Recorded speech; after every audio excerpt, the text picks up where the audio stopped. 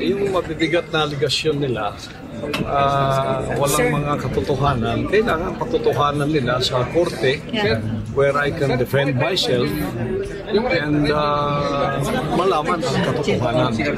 Because this committee... Nagbabalik na naman tayo dito sa ating channel na kung saan mga kabayan ay meron na naman tayong bibigyan ng reaksyon patungkol dito kay Pastor Kibuloy mga kabayan. Nagharap na si Risa Ontiveros at saka si Pastor Kibuloy mga kabayan. Nakakatawa lang dito mga kabayan, sa sobrang init nito na Risa Ontiveros noong mga panahon na yon. At ang dami niyang mga patutsada. Ngayon mga kabayan, biglang lumambing mga kabayan. Parang mukhang magkakaroon ng lock team dito sa Senado mga kabayan. Pero anyway, siyempre, kung bago ka pa lang dito sa ating channel, inaanyayahan kita na mag-subscribe, mag-like at mag-share. Nasa ganun mga kabayan, maging updated ka sa ating mga video na ilalabas pa. So ayan mga kabayan, huwag na tayo magpatagal-tagal pa. Panoorin na natin ang video patungkol dito kay Pastor Kibuloy galing sa SMNI. Lumutang na sa Senado si Pastor Apollo C. Kibuloy. Dito itinanggi ng buting pastor ang mga paratang na sexual abuse at pang-aabuso. Si Troy Gomez magbabalita live po ito. Troy, magandang gabi.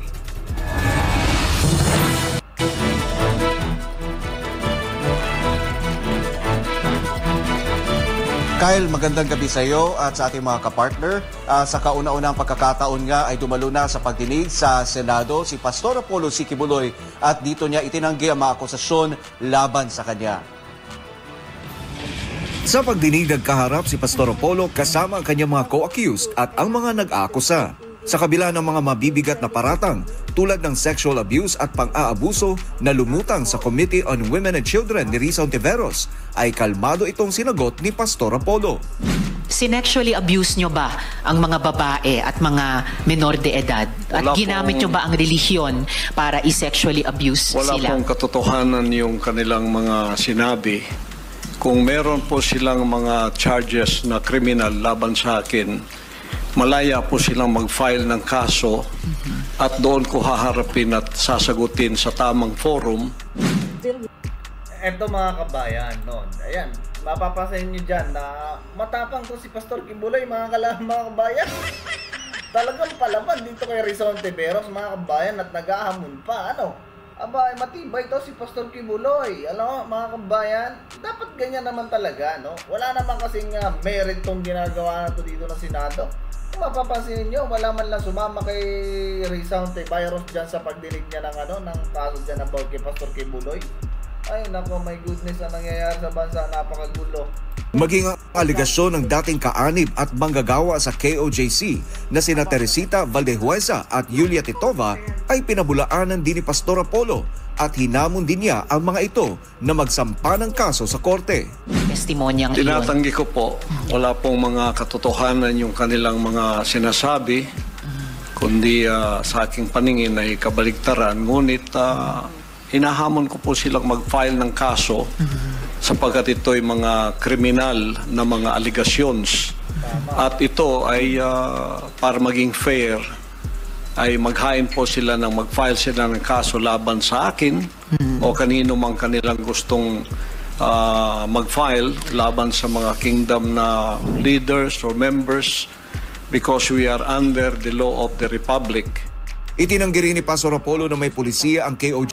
Alam niyo mga kabayan, tama naman. Kanina kasi mga kabayan, pinanood natin tong live stream nito, At napansin ko lang mga kabayan, bakit halos lahat ng mga witness, Halos lahat ng mga witness, mapa Congress, mapa dito kay Pastor Kibuloy, lahat nagbabasa ng statement. 'Di ba mga kabayan? Saan ka nakakita ng nangyari sa iyo mismo? Napakagaling mo nga ikwento na doon sa binabasa mo. Bakit hindi mo maikwento nang wala kang binabasa mga kabayan? Diba? Halos lahat mga kabayan ng mga nandito na nag-witness na yan. Diyan sa Congress, dito kay Pastor Kibuloy, diyan sa Senate. Lahat sila nagbabasa mga kabayan. Pero valid naman kasi yan mga kabayan. Kasi sinalaysay, salaysay yung, sinumpang salaysay yung mga kabayan. Pero, syempre, kung totoo talaga nangyari sa'yo, kabisado mo. Ay ako nga, kabisado ko yung nangyari sa akin nung ako'y bata-bata pang elementary Diba? Pero, ewan ko ba mga kabayan at binibigyan ng gantong, pambira talaga. Hindi ko maintindihan mga kabayan ang nangyayari sa gobyerno natin ngayon. Puro issue, wala nang tinalakay mga kabayan na para sa bayan, di ba?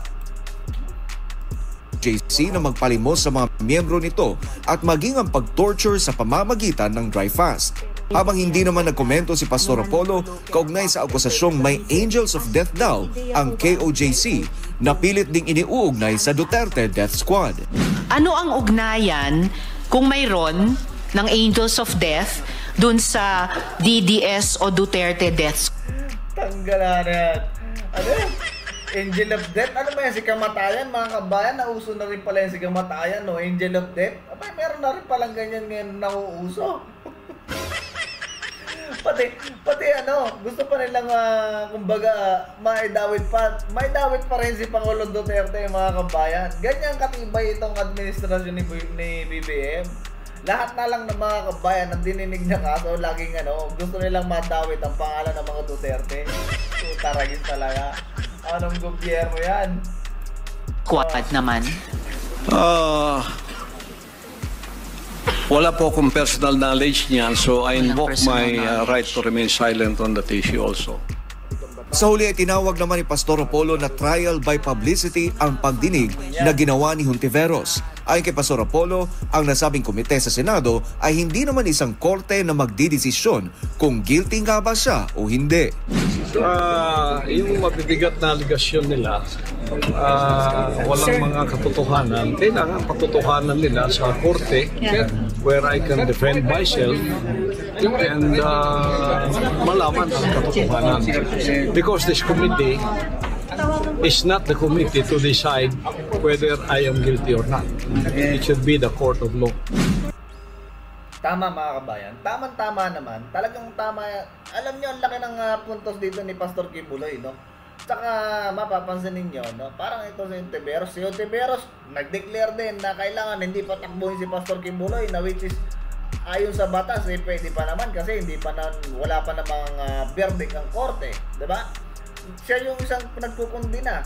Tapos dito ngayon mga kabayan, tama itong sinabi ni Pastor Kibuloy na trial on publicity talaga. Ang gusto mangyari ni Mia Hontiveros mga kabayan, masira lalo yung pangalan nito ni Pastor Kibuloy. Kasi kanina mga kabayan, nanonood tayo dyan, pagsahaba ng binigay niyang oras doon sa mga sa mga witness na may binabasa naman na salaysay. Tapos nung dumating dito kay Pastor Kibuloy mga kabayan, napaka-iksi lang ng mga sagot. Agad kinakat na nila.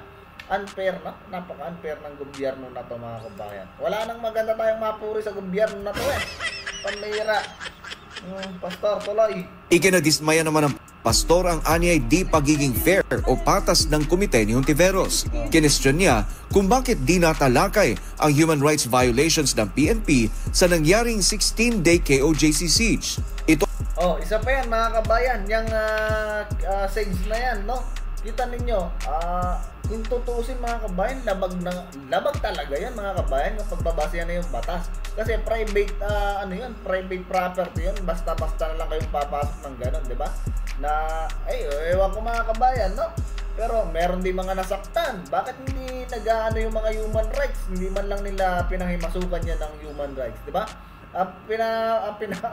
Ang binibigyan nila ng importante mga kabayan ng human rights ay yung mga ng AJK na tsaka yung mga sabi sangkot sa drugs na mga ganyan. Yun yung binibigyan nila ng protection at tinutulungan nila. Akalain mo yun, no? Anong klaseng dapat sinubuwag na yung human rights na yung mga kabayan? Nagtinan niyo yung mga batang nawawala.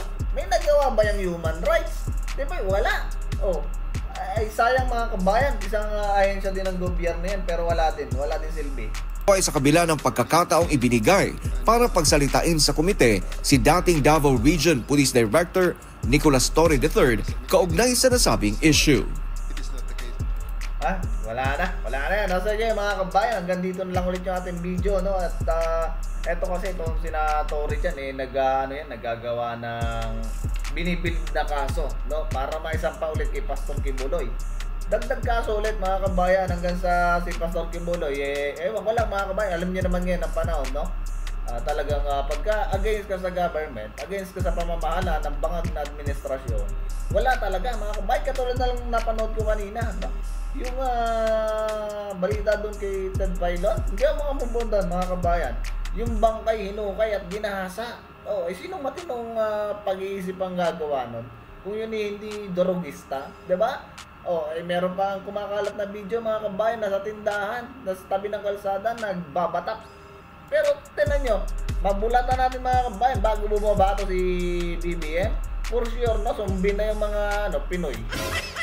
Ay my goodness. So, ayan mga kabayan, maraming salamat sa inyong panonood. At ayan, napanood natin to si Pastor Kibuloy. And sana, malusutan niya tong problema na kinakaharap niya ngayon. Sabi nga niya, ano daw to,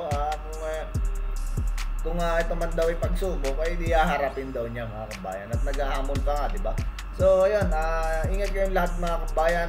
Malakas ngayon ang bagyo. So, lahat kayo ay mag-ingat, lahat tayo mag-ingat. At yun, mga kabayan, maraming salamat sa inyong panonood. At see you sa susunod na video natin mga kabayan. And, paalam!